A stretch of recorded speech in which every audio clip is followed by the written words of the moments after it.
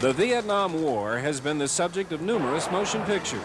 In the past few years, reports have come to light that there may be live American POWs still being held in camps in Southeast Asia.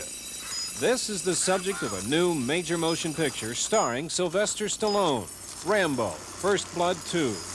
In this sequel to the hit film First Blood, John Rambo returns to Vietnam on a special mission. The covert operations being geared up in the Far East. Your name was dug out by the computer as one of 3 most able to complete the mission.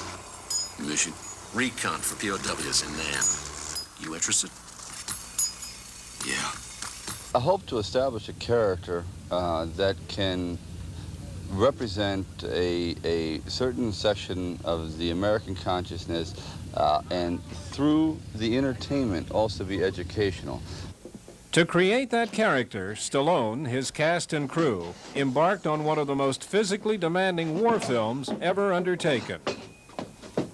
Rambo is kind of a super soldier, but more than being just a man, he represents the entire fighting force. He's kind of a character that's bigger than life.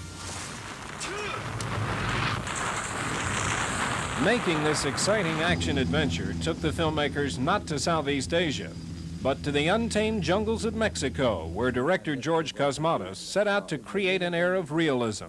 We've been through every realistic thing in the world, like mud and mosquitoes and heat and humidity.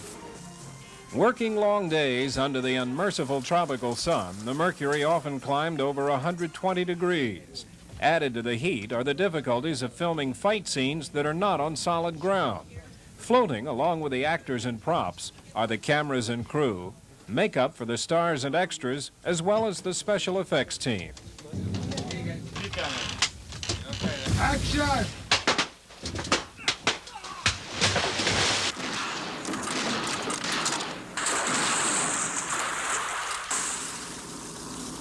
Hey, jump! I fight. Jump! Go on! For female co-star Julie Nickson, the difficulties in shooting this scene have nothing to do with her character or the action. There's lots to contend with. The heat, the long hours, the mosquitoes. The constant snakes, like yesterday, I must have caught 3 snakes. You get tarantulas, in the middle of a scene you see a scorpion going up your leg, and you say, wait a minute, do you have an Actors Guild card, or, I mean, are you a... I think the worst thing is having 3 people spray me with water constantly, all day long. I have one person who sprays my face, one person who sprays my hair, one person who wets my clothes. The task for the filmmakers was to create action scenes the likes of which no audience has ever seen.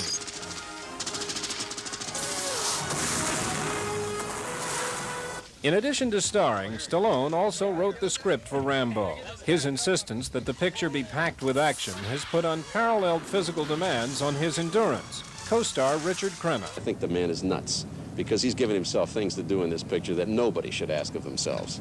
And he does them. It was about 8 months of training, 4 hours a day, toughing myself up, the SWAT combat courses, the archery courses, the survivalist courses. Straight out or twist? Well, it's... The technical advisors on the show, the men that have actually been through the tours of duty, keep me honest, keep the story honest.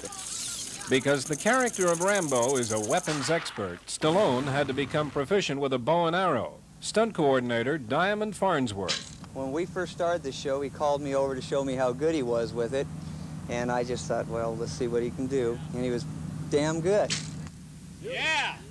Dead center, how about it? In the movie, we take shots as far away as 185, 190 feet. And I got lucky on a couple of them.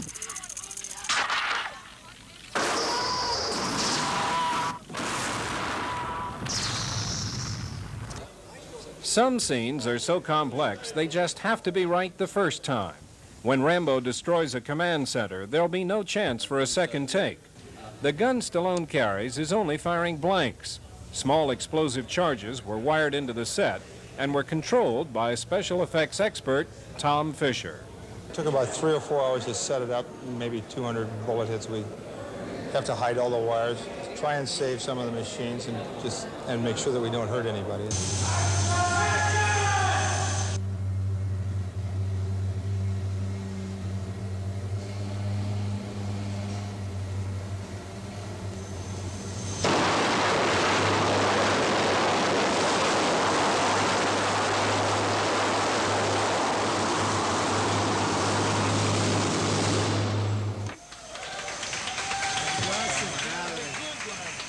something that is that hard to coordinate. The exploding, the firing, the shooting, the acting, the atmosphere, everything. And it all comes together in one fluid movement is, well, just about the ultimate high. Perhaps the greatest challenge the film crew faced was staging the destruction of an enemy camp by helicopter gunships. Tons of sophisticated explosives were flown in from the U.S., and highly trained experts rigged the huts with pails of gasoline and primer cord, a rope-like explosive that will blow up at 27,000 feet per second. Because safety is the primary concern, meticulous precautions are taken.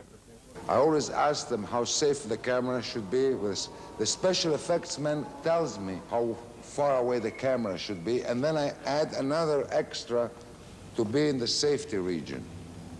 But nowhere is safety more important than in the air. Helicopter pilot Ross Young. The big gas balls will go up, and we'll have to wait until they have lifted it enough, then we'll come in underneath all of it. Anyone that has no business down here, undertake this. I mean, anyone that has no business. No spectators. There's always an element of danger, no matter what you're doing, but we minimize it. I didn't get to be this old by being brave. No.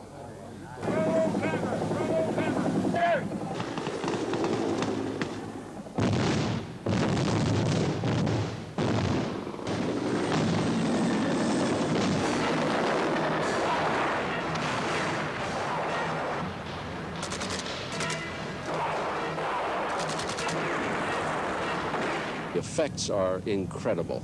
I mean, I have never seen effects like this. It was much bigger than I thought it would be, you know, the logistics and the problems involved.